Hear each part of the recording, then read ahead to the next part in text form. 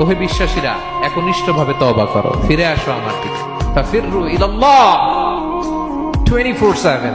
পৃথিবীর কোন দরজা 24 ঘন্টা খোলা থাকে না। রাত 3টার দিকে যদি আপনি উঠে জায়নামাজটা বিছিয়ে যে ভুলটা করছেন ওটা স্মরণ করে চোখের পানি ছেড়ে মাফ চান, ক্ষমা করবে না তিনি? হ্যাঁ, ক্ষমা দেওয়ার জন্য তিনি বসে আছেন। এজন্য ভুল হইলে আমরা পড়বো আস্তাগফিরুল্লাহ। কি করবো?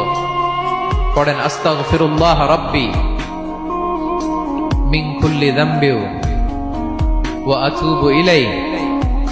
পড়েন আস্তাগফিরুল্লাহাল্লাযী লা ইলাহা ইল্লা হুয়াল হাইয়ুল কাইয়্যুম ওয়া আতুবু ইলাইহি।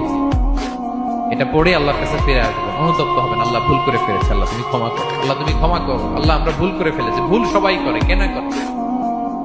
হ্যাঁ, কুল্লু ইবনে আদম খাত্তা।